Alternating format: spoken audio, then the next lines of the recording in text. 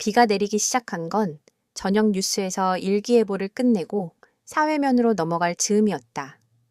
작은 골목을 따라 흘러내리는 물길이 베란다 난간을 두드릴 때 오래된 유선 전화기가 갑자기 울렸다. 휴대전화가 대세가 된 지 오래지만 나는 아직도 거실 구석에 그 전화를 놔두고 있다. 익숙한 벨소리에 심장이 먼저 반응한다. 수화기를 들자마자 서늘한 공기가 귓속까지 스며들었다. 어머니, 큰일 났어요. 수진이가, 며느리가 구치소에 갇혔어요. 잠깐의 정적. 비가 유리창을 두드리는 소리와 재훈이의 거친 숨소리만이 이어졌다. 며느리? 구치소? 두 단어가 내 가슴 안에서 서로 부딪혀 금속성 소리를 냈다. 혀끝이 말라붙어 제대로 말이 나오지 않았다. 무슨 소리냐, 재훈아. 구치소라니 무슨 죄를 지었다고. 유괴라고. 경찰이 아니, 오해예요. 분명 오해예요. 어머니, 지금 파출소 앞인데 와주실 수 있어요? 유괴. 한 글자 한 글자가 납덩이처럼 내려앉았다. 텔레비전 속 사건 사고에나 나올 법한 단어가 우리 집 문턱을 넘어서다니. 나는 비옷을 어디 두었는지 기억도 나지 않아. 아무 준비도 못한 채 현관문을 열었다. 우산도 펼치지 못하고 뛰어나가자. 비가 이마와 눈꺼풀을 마구 때렸다. 밤 공기는 차가웠고 골목마다 가로등이 떨고 있었다.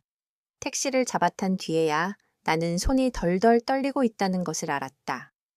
파출소 앞에 도착했을 때 재우는 젖은 개처럼 축 늘어진 어깨로 서 있었다. 얼굴이 반나절은 늙어 있었다. 어머니 하고 부르며 다가와 믿기지 않는 말을 이어갔다. 오후 5시쯤 동네 공원 근처에서 초등학생 아이 하나가 사라졌다. CBT의 긴 머리 여성이 아이의 손을 잡고 골목으로 사라지는 장면이 찍혔고 그 여성이 며느리 수진이와 유사하다는 제보가 들어왔다고 했다. 하필 그 시간 수진이는 근처 마트에서 장을 보고 있었다. 경찰은 일단 동행을 요구했고 이어 휴대전화 위치 기록과 가방 속 영수증, CCTV의 몇 장면이 의심스럽다는 이유로 정식으로 체포영장을 청구했다는 것이다. 어머니, 수진이는 절대 그런 사람 아니에요. 아이고! 재훈의 목이 메었다. 그 말에 내가 대답하기 전에 파출소 자동문이 열리며 형사 둘이 우산을 털고 들어왔다. 한 사람은 건조하게 우리를 훑어보고 말했다. 가족분들이시죠? 구치소로 이감되기 전이라면 오늘 밤 면회가 가능합니다. 다만 시간은 많지 않아요, 구치소. 그 단어가 두 번째로 내 귀를 때렸다. 나는 60대다.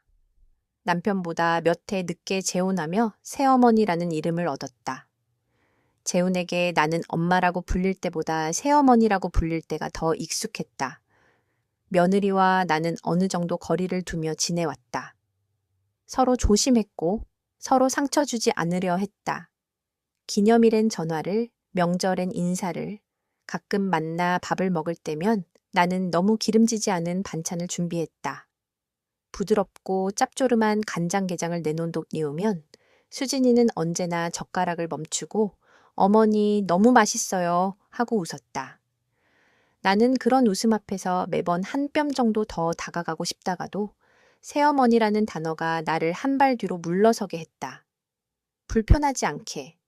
그게 내 원칙이었다. 그런데 지금 유괴와 구치소라는 단어가 그 모든 거리를 한꺼번에 무너뜨리고 있었다. 우리는 비를 맞으며 구치소로 향했다. 접견실은 의외로 조용했다. 플라스틱 의자, 긁힌 유리 칸막이, 오가는 서류 봉투들. 시간을 오래 씹어 삼킨 장소에게서 나는 특유의 눅눅한 철 냄새를 맡았다. 얼마 후 철문이 열리고 수진이가 들어왔다. 얼굴은 창백했고 젖은 머리카락이 뺨에 붙어 있었다. 그러나 눈빛만은 오히려 선명했다. 어머니. 나는 자리에서 반쯤 일어나다가 유리 칸막이에 이마를 부딪혔다. 멍청했다. 그 짧은 순간조차 나는 얼마나 멍청할 수 있는지를 마음 한구석에서 확인했다. 자리에 앉아 인터폰을 집어들었다. 수진아, 괜찮니? 아니, 괜찮을 리가. 괜찮아요. 아니, 괜찮지 않지만 저는 하지 않았어요. 며느리인 제가. 어머니, 제가 왜 그런 일을 저 아이에게. 그녀는 말을 제대로 끝내지 못하고 잠시 눈을 감았다. 귓속의 빗소리는 멀리서 계속해서 유리를 때렸다. 나는 인터폰을 쥔 손에 힘을 준 채 괜히 무릎 위에 가방을 한 번 더 여몄다. 내 삶의 대부분은 가방을 여밀 줄 아는 종류의 인내였으니까. 뭘 봤니? 왜 의심을 받는 거지? CBT에 제가 아이 손을 잡고 길을 건너는 장면처럼 찍혔대요. 근데 저는 지나가다 길 한복판에 멈춰선 아이가 있길래 차가 와서 위험해 보여 잠깐 어깨를 잡아 끌어낸 거예요. 그 아이가 엄마라고 부르는 소리가 들리길래 근처 벤치에 앉혀둔 놓고 돌아왔어요. 진짜예요. 거짓말 아니에요. 그런데 왜? 그 시간대에 제 휴대전화가 골목 안쪽까지 들어갔다가 나왔다고 해요. 위치 정보가. 그리고 제 장바구니에서 그 아이와 관련된 전단지가 나왔대요. 실종 신고 전단지. 마트 입구에서 나눠주는 걸 습관처럼 받아서 넣어둔 건데 그게 정적이 길었다. 어떤 정적은 사람의 숨을 자르기도 한다. 나는 그 정적을 잘라내려는 듯 물었다. 너는 그 아이의 얼굴을 기억하니? 잠깐 봤어요. 노란 우비를 입고 있었어요. 엄마를 찾는 얼굴이었고 코끝이 빨갰고 제 손을 뿌리치지는 않았어요. 근데 수진이는 입술을 깨물었다. 경찰은 그게 유괴의 시작일 수 있다고 말해요. 저를 여성 단독 범행 가능성으로 보고 있고 인터폰 너머로 작은 숨소리가 잦아들었다. 나는 유리창에 손바닥을 대고 그 손바닥에 힘을 주었다. 새어머니인 내 손과 며느리의 손은 닿지 않았다.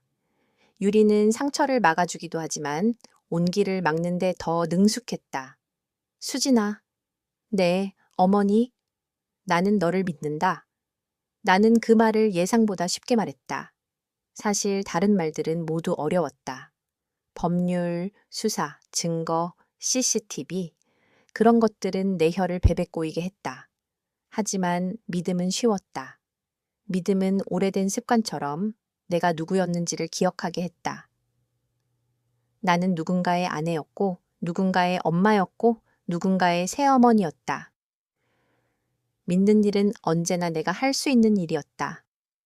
그날 밤 집으로 돌아오니 시계는 새벽을 지나고 있었다. 비는 여전히 내리고 있었다. 전등을 끄지 못한 채 거실에 앉아 있었다. 벽시계의 초침 소리가 유난히 크게 들렸다. 휴대전화에 소식이 하나둘 들어왔다. 동네 카톡방, 친척 단톡, 이웃의 안타깝다는 이모티콘들, 그리고 몇 장의 캡처 이미지. 여기 나온 사람 며느리 아니야.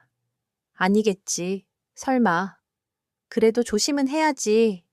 사람들은 사실을 모를 때 쉽게 걱정이라는 이름의 편견을 꺼내 들었다. 나는 화면을 넘기다 어떤 캡처에서 눈을 멈췄다. CCTV 정지 화면, 비 오는 횡단보도, 노란 우비의 작은 아이, 그리고 검은 코트를 입은 여성의 팔이 아이의 어깨로 향해 있다. 해상도는 좋지 않았다. 그런데 한 가지가 눈에 들어왔다. 여성의 왼손목, 거기에 시계줄이 어렴풋이 보였다. 얇고 둥근 금색 원형 프레임의 시계. 수진이는 결혼 선물로 내가 준 은색 손목 시계를 늘 오른손에 찼다. 오른손잡이라 왼손에 시계를 차면 거슬린다고 했다. 그래서 오른손, 은색. 그런데 화면 속 여성은 왼손에 금색. 너무 흐릿한가? 혹시 빛이 반사된 건가? 나는 화면을 확대했다. 픽셀이 부서졌다. 금색과 은색은 픽셀 속에서 구분을 잃었다. 문득 지난 설날의 저녁이 떠올랐다. 둥근 상에 북어국을 올리고 만두를 굽고 전을 지지던 날. 나는 수진이에게 괜히 삼삼한 잔소리를 했었다. 아이 가지면 네가 직장은 어떻게 하려니? 그 말 끝에 공기가 무겁게 가라앉았다. 수진이는 웃으며 일단은 회사에 좀 더 있다가 생각하려고요. 어머니 조심스러운 웃음이었다. 새어머니 앞에서 며느리는 언제나 조금 더 조심스러웠다. 나는 그 조심스러움을 좋아했다. 굳이 서로의 심장에 발을 올리지 않아도 되는 그런 거리. 그런데 지금 그 거리가 나를 괴롭혔다. 우리가 더 친했더라면, 내가 더 깊이 묻고 더 깊이 들었더라면 오늘 이 일이 조금은 덜 아팠을까. 말도 안 되지만 그런 생각이 나를 흔들었다. 새벽 4시가 넘어갈 때 재훈에게서 메시지가 왔다. 어머니, 내일 오전에 담당 형사님이 CCTV 원본을 보여준대요. 같이 가실래요? 나는 곧바로인 간다고 답했다. 그 말을 보내고 나서야 내 손가락이 다시 떨리기 시작했다. 다음 날 오전 우리는 경찰서 수사과에 앉아 있었다. 형사는 젊었다. 어쩐지 밤새 야근을 한 듯 피곤해 보였다. 우리는 가족분들이니 이해를 돕기 위해 라는 전제 아래 몇 개의 영상 클립을 보게 되었다. 비 내리는 골목, 가로등 불빛, 사람들, 바퀴 자국. 화면 속 여성은 우산을 쓰지 않고 아이의 어깨를 잡아 골목 안쪽으로 유도하는 듯한 자세였다. 형사는 화면을 멈추고 되감기를 반복하며 말했다. 보이시죠? 이 장면. 그리고 이 뒤에 여성이 아이와 함께 이쪽으로 사라집니다. 이쪽은 사각이라 영상이 없고요. 잠깐만요. 내가 말했다. 형사가 놀란 듯 나를 봤다.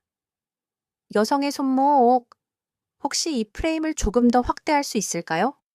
형사는 마지못해 화면의 특정 부분을 확대했다.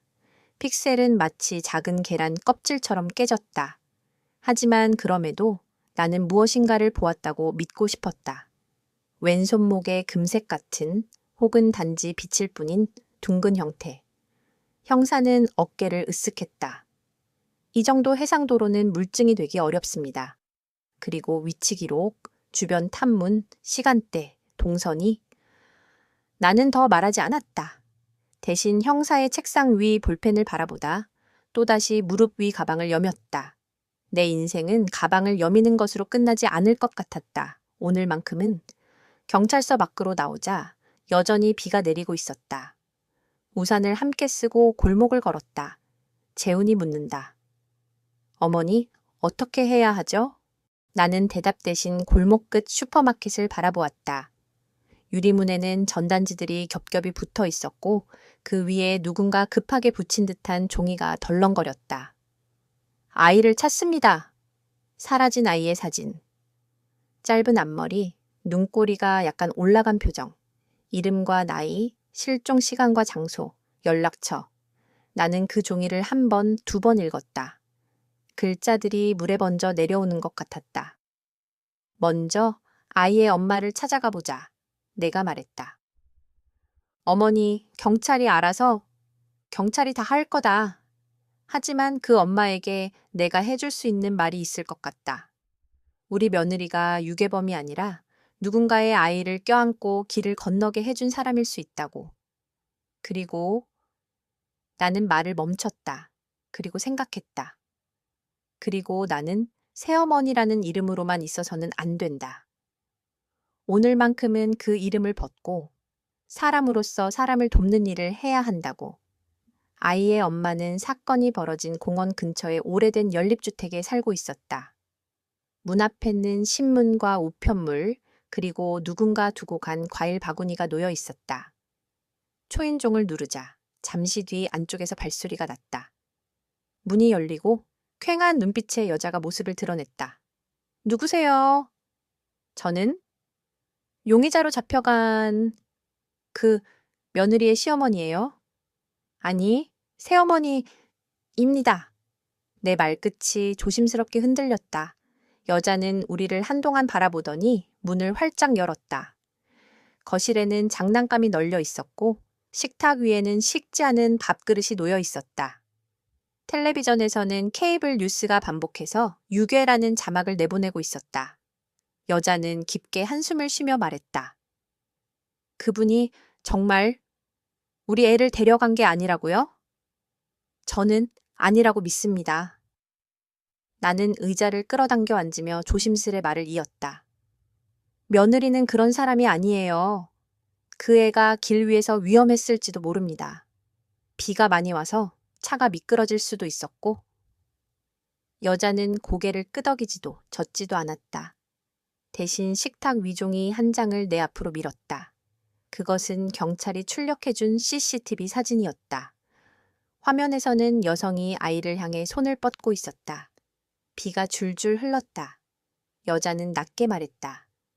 저 사람이 손을 뻗었을 때 우리 애는 엄마를 찾고 있었을 거예요. 무서워서. 그런데 저 사람이 선한 사람이었을 수도 있죠. 하지만 결과는 같아요.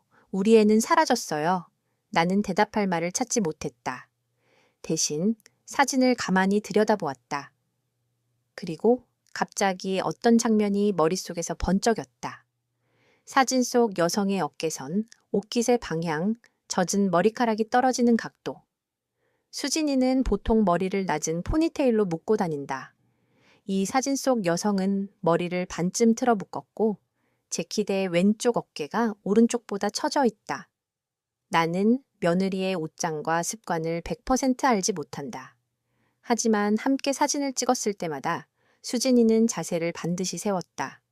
어깨가 짝짝이로 내려간 적이 없었다. 저 사진 원본을 더 볼 수 있나요?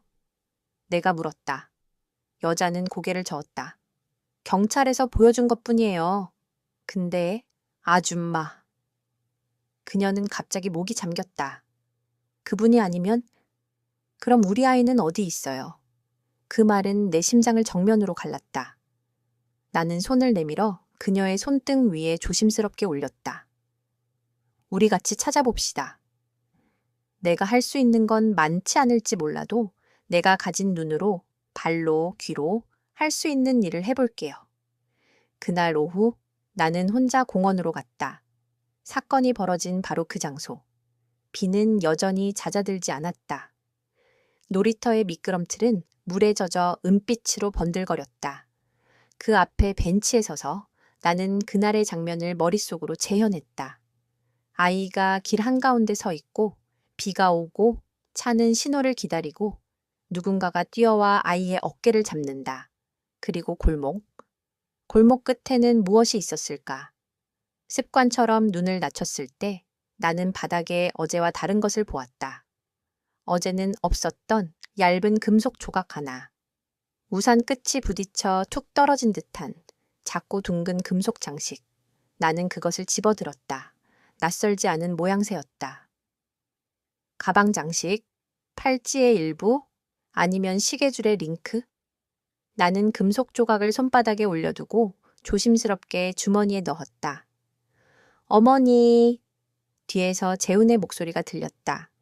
그는 헐레벌떡 달려왔다. 형사님이 연락 왔어요. 인근 상가 CCTV에서 어젯밤과 다른 각도의 영상이 발견됐대요. 우리한테도 보여준다고. 나는 고개를 끄덕였다. 바람이 불었다. 빗방울이 다시 굵어졌다. 마음속에서 어떤 확신은 아직 작았고 어떤 불안은 여전히 컸다.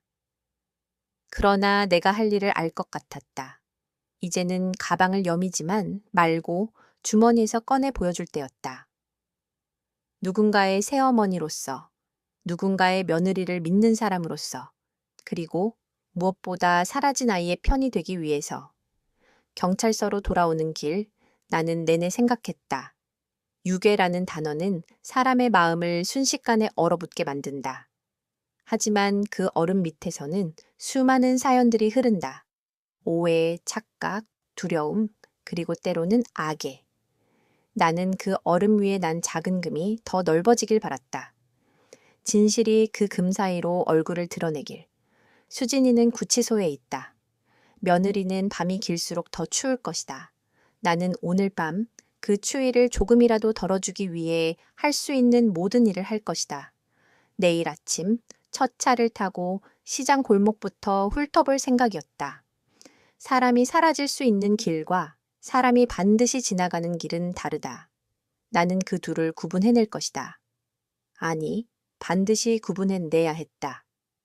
거실로 돌아와 젖은 옷을 갈아입고 탁자 위에 금속 조각을 꺼내 놓았다. 스탠드 조명이 그것을 둥글게 비추었다. 둔탁하지만 반짝이는 어정쩡한 한 조각. 이 조각이 어쩌면 누군가의 손목에서 떨어져 나왔을지도 모른다. 그 손목이 누구의 것인지 나는 아직 모른다. 하지만 곧 알게 될 것이라는 이상한 예감이 들었다. 두려움과 기대가 얽혀 심장이 한 박자 빠르게 뛸 때 나는 다짐했다.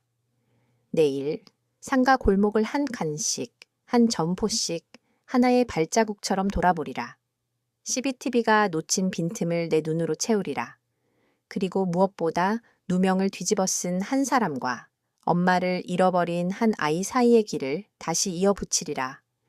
창밖의 비는 여전히 그치지 않았다. 하지만 그 빗소리 속에서 나는 오래전부터 기다리던 어떤 신호를 들은 것 같았다. 지금 나가라. 새어머니인 내가 할 일은 바로 그 신호에 응답하는 것이었다. 그리고 나는 응답하기로 했다. 다음 날 아침 비는 그칠 기미를 보이지 않았다. 밤새 잠을 설친 탓에 눈이 퉁퉁 부어 있었지만 나는 이미 불이 나게 외투를 챙겨 입고 경찰서로 향하고 있었다. 머릿속은 온통 며느리 수진이의 얼굴뿐이었다. 유리 칸막이 너머에서 떨리는 목소리로 저는 아니에요. 라고 말하던 그녀의 눈빛이 내 심장에 모처럼 박혀서 도무지 가만히 서 있을 수 없었다. 경찰서 복도는 유난히 길고 차가웠다. 어제 우리에게 CBT 영상을 보여주었던 젊은 형사가 커피를 들고 나타났다. 눈 밑에 짙은 다크서클이 보였지만 그의 눈빛은 여전히 매서웠다. 아직 결정된 건 없습니다. 하지만 모든 정황이 며느님 쪽을 가리키고 있어요. 목격자 진술, 시간대, 위치 기록까지. 나는 그의 말을 끝까지 듣지 않았다. 대신 목에 걸린 스카프를 매만지며 최대한 차분하게 말했다.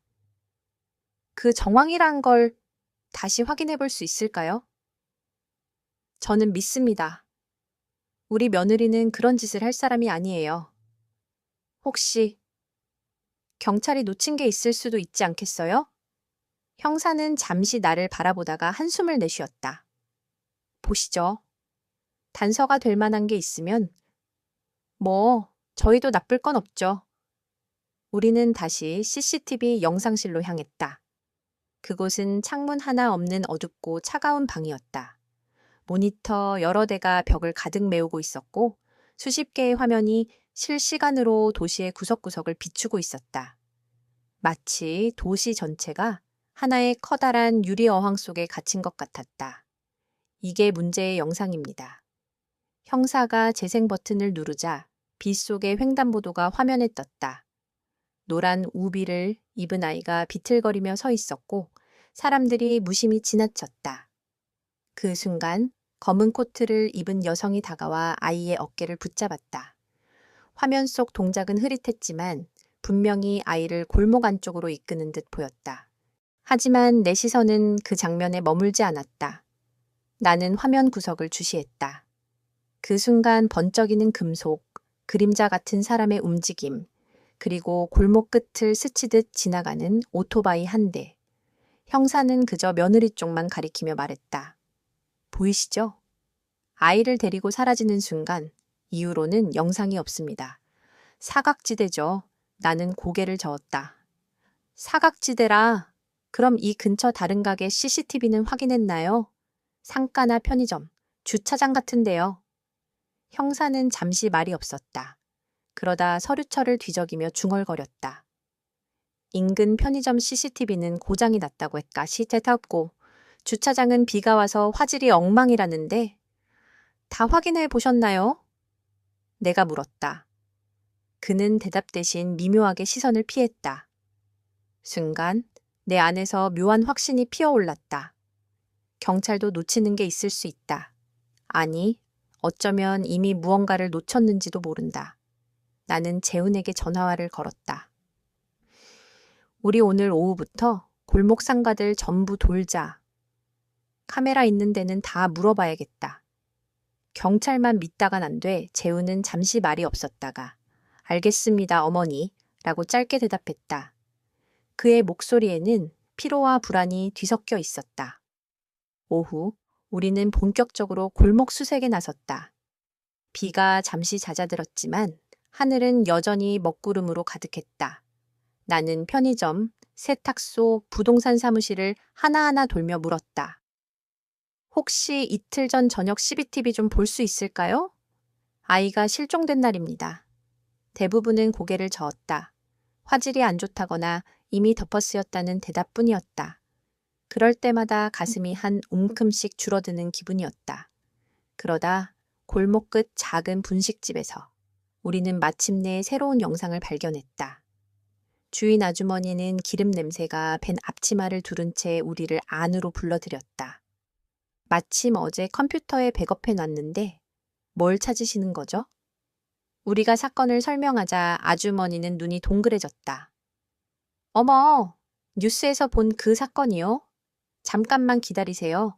화면 속에는 빛 속의 골목이 비교적 선명하게 찍혀 있었다. 그리고 그 안에서 아이와 검은 코트 여성이 등장했다. 그런데 몇 초 뒤 다른 인물이 나타났다. 우산을 쓰고 모자를 눌러 쓴 키 큰 남자였다. 그는 여성과 아이가 사라진 방향으로 천천히 걸어갔다. 저 사람 경찰이 말하던 공범인가요? 아주머니가 물었다. 나는 대답하지 못했다. 하지만 직감이 속삭였다. 뭔가 잘못됐다. 경찰은 며느리만 의심하고 있지만 이 사건 뒤에는 더 복잡한 그림자가 숨어 있다. 그날 밤 나는 집에 돌아와 분식집에서 받은 USB를 컴퓨터에 꽂았다. 화면을 수십 번 반복해서 돌려봤다. 그리고 마침내 한 장면에서 멈췄다. 남자의 손목에 번쩍이는 금속. 낮에 공원에서 주운 그것과 똑같은 모양이었다. 심장이 쿵 내려앉았다. 이걸 경찰에 바로 넘겨야 하나? 아니면 순간 두려움이 스쳤다. 만약 이 남자가 단순한 유괴범이 아니라 더 위험한 인물이라면, 그리고 며느리를 희생양으로 삼아 사건을 덮으려 한다면, 하지만 곧 마음을 다잡았다. 중요한 건 진실이었다. 그리고 그 진실은 지금 며느리의 목숨줄이나 다름없었다. 다음 날 나는 경찰서를 다시 찾았다. 형사는 피곤한 얼굴로 내 말을 들었다. 분식집 CCTV에서 새로운 인물이 찍혔습니다. 며느리 뒤를 쫓던 남자예요. 손목에 이걸 떨어뜨린 것 같고. 내가 금속 조각을 내밀자 형사의 표정이 굳어졌다. 그는 즉시 다른 형사들을 불렀다. 곧 회의실이 꾸려지고 사건은 새로운 국면으로 접어드는 듯했다. 하지만 여전히 며느리는 구치소에 있었다. 그녀의 억울함을 풀기 전까지 내 싸움은 끝나지 않았다. 그리고 어쩌면 이 싸움은 이제 막 시작일지도 몰랐다. 경찰서 회의실의 공기는 눅눅했다. 젖은 우산에서 떨어지는 물방울들이 바닥에 둥근 얼룩을 만들고 그 옆에서 젊은 형사는 분식집 CCTV와 우리가 가져온 금속 조각을 번갈아 보았다. 그는 한동안 손가락으로 책상 표면을 톡톡 두드리더니 조용히 말했다.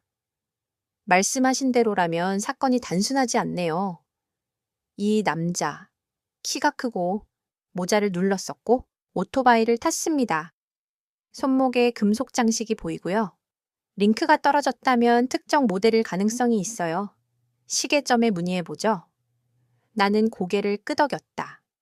금속 조각이 책상 위에서 작은 별처럼 반짝였다. 재우는 숨을 깊게 들이마셨다. 그럼 수진이는요? 형사가 고개를 숙였다. 절차상 당장 풀어줄 수는 없습니다. 하지만 새로운 용의선상 인물을 특정하면 구속영장 재검토도 가능해집니다. 시간을 조금만 주세요, 시간. 이 며칠처럼 시간이 느리게 흐른 적이 있었나.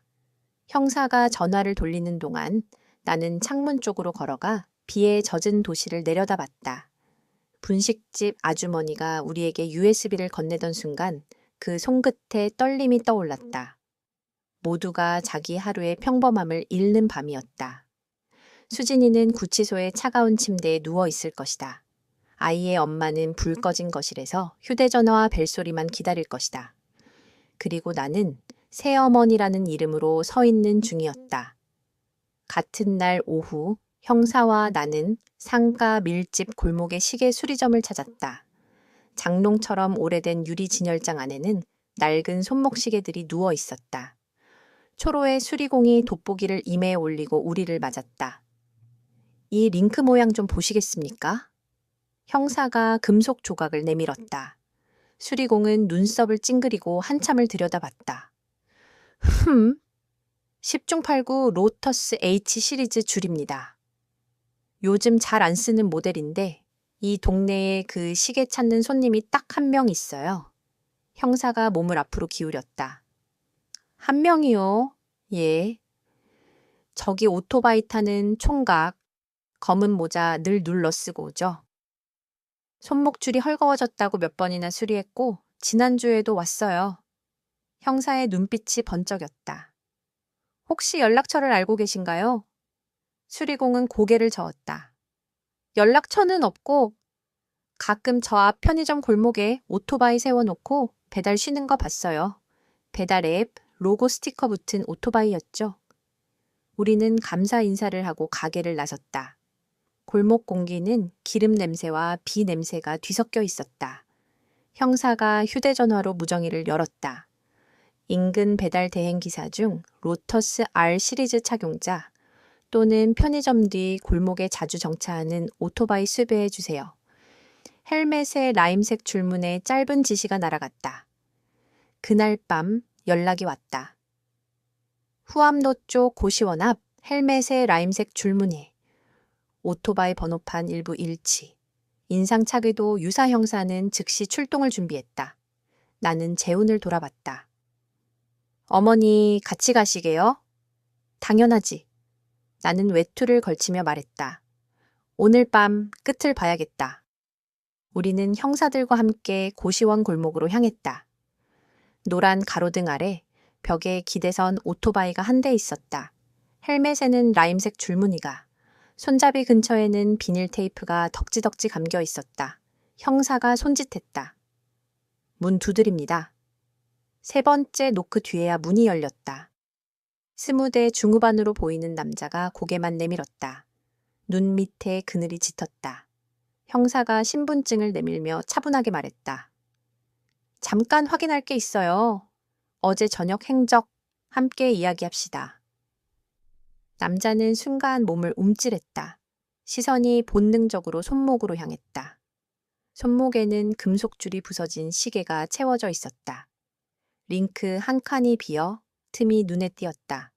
형사가 눈짓하자 다른 형사가 조용히 그의 팔을 붙잡았다. 남자는 거칠게 저항했다. 왜요? 전 아무 짓도. 하지만 그의 목소리는 끝까지 오르지 못하고 바닥으로 떨어졌다. 조사실에서 밤은 더디게 흘렀다. 남자는 처음엔 시종일관 부인했다. 전 그냥 지나가던 사람이에요. 비가 많이 와서. 그러나 분식집 CCTV, 오토바이 블랙박스의 잔상, 그리고 금속 링크가 차례로 그의 앞에 놓이자 눈빛이 흔들렸다. 마지막쯤 형사는 묵묵히 사진 한 장을 꺼내놓았다. 아이의 엄마가 경찰서에 제출한 아이와의 마지막 사진. 놀이터 그네를 타며 웃던 얼굴이었다. 남자는 그 사진을 보고 한참 말이 없었다. 그러다가 의자 등받이에 머리를 기댔다. 그리고 툭 체념하듯 입을 열었다. 데려간 건 맞아요. 하지만 나쁜 짓을 하려던 건 아니었어요. 돈이 필요했어요. 그 엄마한테 연락해 돈을 받으려 했죠. 하루만 맡아두려고. 형사의 목소리가 싸늘해졌다. 유괴입니다. 변명할 수 없는 중대 범죄예요. 알아요. 남자는 손으로 얼굴을 감싸쥐었다. 저도 아버지예요. 예전에 빚 때문에 집이 무너졌어요. 누군가 쉽게 돈을 마련할 수 있는 방법을 알려줬죠. 딱 하루만 붙잡아두고 돌려보내면 된다. 저 아이 안 다치게 하려고 했어요. 마트 앞에서 길을 잃은 아이를 보다가 그 여자가 애를 끌고 가는 걸 봤어요. 그래서 그 여자가 돌아놓는 순간 제가 남자의 말은 흐려졌다. 나는 손등에 힘이 들어감에도 불구하고 심장 한쪽에서 덜컥 내려앉는 소리를 들었다. 그가 말한 그 여자는 수진이었다. 하지만 그는 이어서 말했다. 그 여자는 아이를 벤치에 앉혔어요. 그 순간 제가 데려갔어요. 그 여자는 유괴범이 아니에요. 조사실의 공기가 찌그러졌다가 다시 펴지는 느낌이었다. 형사는 무표정하게 고개를 끄덕였다. 아이의 현재 위치는요? 남자의 입술이 마른 나무잎처럼 떨렸다. 구도심 창고, 배달 나가던 동료가 쓰던 빈 공간요. 비 피하기도 좋고 사람도 잘 안 와요. 밤마다 가서 먹을 것 챙겨줬어요. 정말 해칠 생각은. 형사는 자리에서 벌떡 일어났다. 위치 공유해요. 지금 당장 몇 통의 무전과 동시에 경찰서가 갑자기 밝아졌다.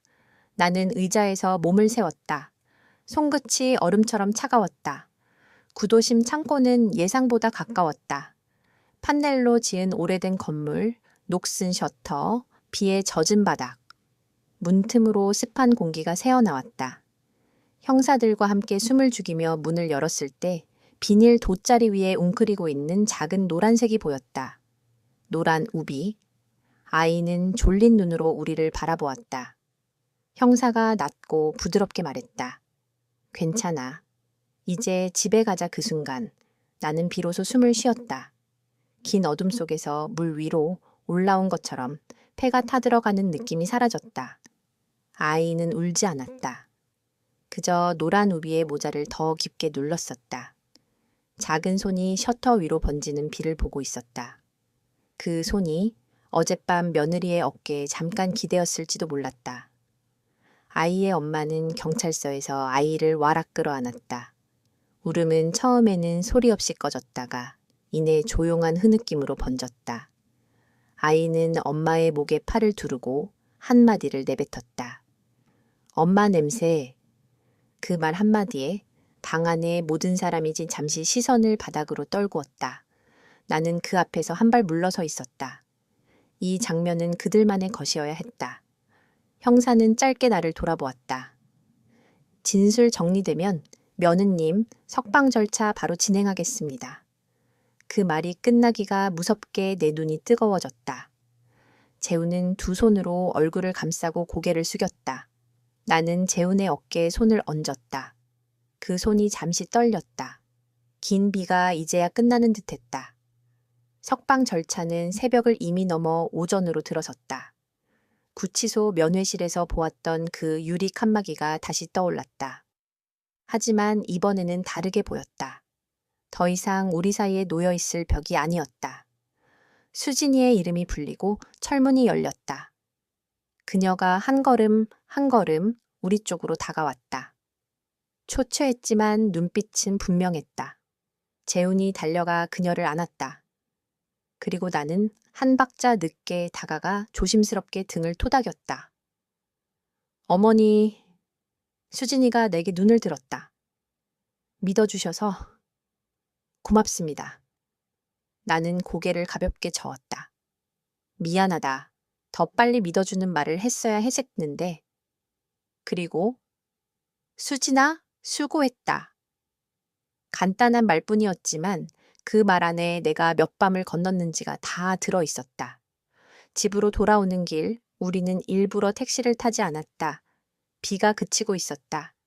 젖은 아스팔트 위로 낮은 햇살이 번졌다. 시장 앞을 지나는데 골목에서 분식집 아주머니가 손을 흔들었다. 나는 고개를 숙여 인사를 했다. 아주머니는 우리 쪽으로 다가오며 소주머니 하나를 내밀었다. 떡이에요. 새로 쪘어요. 고생 많으셨죠? 수진이가 허리를 굽혀 감사 인사를 했다. 아주머니의 손길은 거칠었지만 따뜻했다. 작은 골목에서 사람과 사람이 건네는 온기는 늘 그런 식이다. 거창한 말 대신 따끈한 떡 한 줌. 집에 도착하자마자 나는 부엌으로 향했다. 어제 삶아놓은 간장게장이 떠올랐다. 수진이가 좋아하던 부드럽고 짭조름한 그 맛. 나는 부엌문을 닫고 조용히 앞치마를 둘렀다. 대파를 송송 썰고 참기름을 살짝 둘렀다. 간장게장을 접시에 담아 식탁 가운데 올려놓았다. 재훈과 수진이가 마주 앉았다. 한동안 아무도 젓가락을 들지 않았다. 우리는 서로의 얼굴을 다시 확인하는 중이었다. 먹자. 내가 먼저 말했다. 많이 먹어야지. 아가. 아니 수진아. 언뜻 입에 붙어 있던 아가라는 말이 튀어나왔다가 나는 급히 고쳐 말했다. 수진이가 피식 웃었다. 그 웃음은 힘이 빠졌지만 분명히 살아있었다. 어머니, 저 하나 물어봐도 돼요? 수진이가 조심스럽게 물었다. 그럼 그저께 제가 잡혀갔을 때 어머니는 저를 믿으셨어요? 나는 잠시 말이 막혔다. 그리고 솔직하게 말했다. 믿어야겠다고 마음먹었어. 너의 눈빛을 보고 너를 생각해보고 네가 어떤 사람이었는지를 떠올렸지. 그러고 나니 믿음이 뒤늦게라도 몸에 붙더라. 수진이는 고개를 끄덕였다. 그 말만으로 충분해요. 우리는 천천히 식사를 시작했다. 간장게장의 짭조름한 맛이 입안에 퍼졌다. 어제와 오늘, 그 전의 날들이 한 숟가락씩 풀어지는 느낌이었다. 식탁 위에는 젓가락 부딪히는 소리, 따뜻한 숨소리, 간간이 섞이는 웃음이 흘렀다. 나는 몇 번이나 물컵을 채우고 반찬을 옮기고 그 작은 일들을 하면서 이 집이 조금 더 가치가 되는 소리를 들었다. 점심 무렵 초인종이 울렸다. 아이의 엄마가 조그만 꽃다발을 들고 서 있었다. 그는 머리를 깊이 숙였다. 며느님께 전해주세요. 고맙다고. 그리고 죄송합니다. 제가 어제 말이 좀 거칠었죠. 제가 너무 무서워서. 수진이가 직접 현관으로 나와 꽃을 받았다. 아니에요. 어제는 누구에게나 무서운 날이었어요. 두 사람의 손이 잠깐 겹쳤다. 그 순간 나는 한 가지를 깨달았다. 상처는 문장처럼 절대적이지 않다. 마침표를 찍으면 끝나는 것이 아니라 누군가 다시 읽어주면 다른 의미로도 살아난다. 며칠 뒤 경찰서에서 연락이 왔다. 남자는 구속되었고 공범으로 지목된 사채업자도 검거되었다. 아이의 엄마가 겪었던 경제적 압박을 악용해 하루만 붙잡았다 돌려보내자는 잔인한 말을 미끼로 범행을 꾸렸다는 사실이 밝혀졌다. 그 말 속에는 하루면 괜찮다는 비겁한 자기 위로가 숨어 있었다. 하지만 하루는 아이에게 영원처럼 길 수 있다. 형사는 마지막으로 말했다. 며느님은 공식적으로 혐의 없음입니다. 사건 자료에도 그렇게 남을 겁니다. 가족분들 고생 많으셨어요. 전화를 끊고 나는 거실 창을 열었다. 봄비가 끝난 뒤에 바람이 커튼을 살짝 밀었다. 수진이가 옆에서 창틀을 닫고 있었다. 나는 수진이에게 물 한 잔을 건넸다. 오늘은 뭐 먹고 싶니? 수진이가 잠시 생각하더니 웃으며 대답했다. 어머니가 해주신 북어국이요. 그거라면 자신 있지? 나는 냄비를 꺼내 물을 올렸다. 가스불이 파랗게 켜지고 주방은 금세 바쁜 소리들로 가득 찼다. 파를 다지고 마늘을 넣고 기름을 두른 냄비에 북어채를 볶았다. 향이 퍼지자 수진이가 부엌문에 기대섰다. 어머니, 제가 도와드릴게요. 그래, 그럼 대파 좀 더 썰어줄래? 우리는 어깨를 나란히 놔했다. 그 간단한 동작이 무엇보다 깊었다. 어제까지는 서로 조심하느라 같은 부엌 안에서도 서로에게 닿지 않으려 애썼다. 오늘은 달랐다. 칼이 도마 위에서 리듬을 만들고 물 끓는 소리가 그 리듬에 맞춰 불어났다. 부엌이 집이 되고 집이 가족이 되는 소리였다. 국이 끓기 시작하자 재훈이 회사에서 돌아왔다. 문을 열고 들어오자마자 구두를 벗고 달려왔다. 북어국 냄새다. 그의 얼굴에는 오랜만에 편안한 웃음이 떠올랐다. 우리는 세 사람이 식탁에 둘러앉았다. 간장게장 옆에 북어국이 놓이고 김치가 한 접시 더해졌다. 재훈이 국을 한 숟가락 더 넣고는 아, 이 맛이지 하고 감탄했다. 수진이는 국물 위로 올라오는 기름 방울을 지켜보다가 천천히 숟가락을 들었다. 그리고 첫 숟가락을 입에 넣는 순간 눈을 감았다. 따뜻해요. 나는 수진이의 얼굴을 봤다. 그 표정은 오래 기억하고 싶은 종류의 표정이었다. 억울함이 사라지고 두려움이 놓이고 그 자리에 믿음이 도착하는 순간의 얼굴. 유리 칸막이 너머에서 닿을 수 없었던 그 손이 지금은 식탁 위에서 같은 숟가락 소리를 낸다. 그 소리는 얇지만 단단했다. 식사를 마치고 우리는 거실로 옮겨 앉았다. 차를 우려 테이블에 올려놓자 수증기가 둥글게 떠올랐다.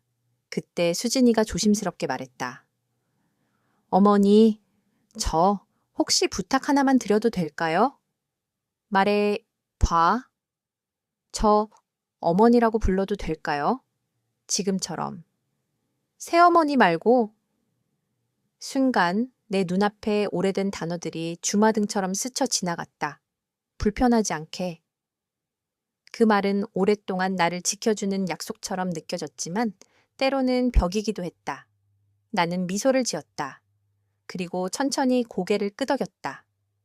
그럼 그게 얼마나 고마운 말인데 우리는 한참을 더 앉아 이런저런 이야기를 나눴다. 사건 얘기는 덜어내고 앞으로의 날들에 대해 말했다. 며느리, 아니 이젠 딸이라 부르고 싶은 사람, 의 일과와 꿈, 우리 집 화초가 왜 자꾸 죽는지, 다음 주말에 시장에 가서 뭘 사올지. 그렇게 사소한 말들이 우리 사이를 가볍게 채웠다. 밤이 깊어갈 무렵 창밖에서 자동차 타이어가 젖은 길을 미끄러지듯 지나갔다. 그 소리를 들으며 나는 가만히 손을 내밀어 수진이의 손등 위에 올려두었다. 이번에는 유리 칸막이가 없었다. 손이 손을 만졌다. 온기가 스며들었다. 그날 밤 나는 한참을 잠들지 못했다. 하지만 불안해서가 아니라 마음이 이상하게 가벼워져서였다. 침대맡 탁자 위에는 아직도 그 금속 링크한 조각이 놓여 있었다. 나는 그 조각을 손끝으로 굴렸다.